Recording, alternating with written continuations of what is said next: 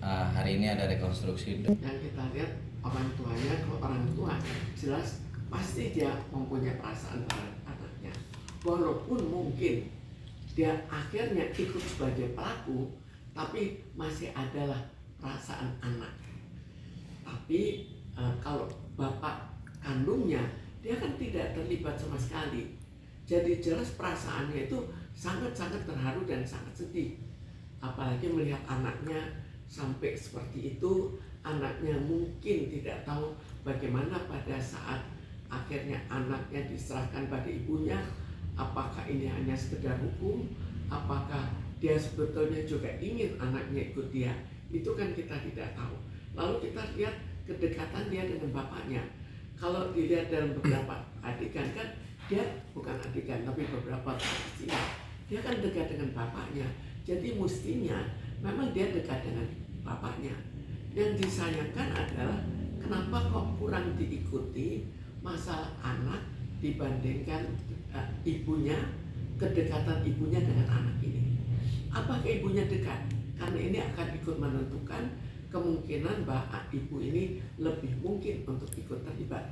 Misalnya, kalau kita lihat bahwa ada lebam dilakukan pada saat kehidupan, maka sangat mungkin biasa dia dipukul anak ini.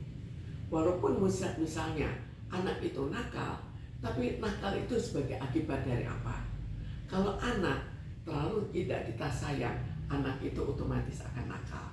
Jadi kalaupun terjadi kenakalan, mestinya introspeksi, tapi bukan akhirnya tidak menyenangi anak dan membiarkan anak sampai pada diserahkan ke kekasihnya. Kita lihat pelaku merasa bersalah atau tidak.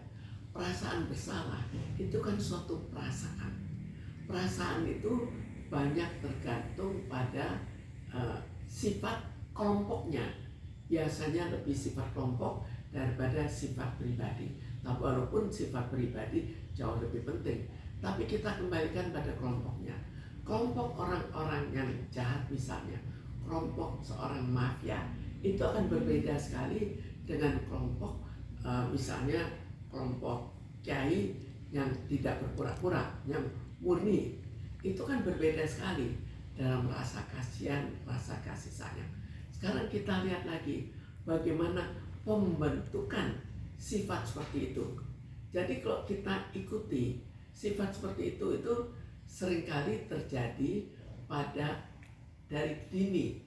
Jadi sudah ada sifat seperti itu, kemudian tidak ada penekanan dari pihak luar. Misalnya, tidak ada penekanan bahwa kalau kamu melakukan hal itu, kamu akan ditangkap. Tapi ya mungkin sebelumnya kalau kita ikuti juga pernahlah melakukan tindak kekerasan. Apakah itu akan ditangkap atau itu akan bebas? Jadi tingkah laku itu akan dibentuk tergantung juga pada situasi masyarakat, pada situasi aparat.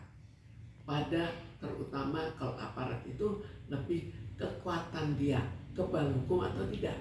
Jika dia orang kaya, jika dia orang pejabat, seringkali ya menganggap dirinya kebal hukum.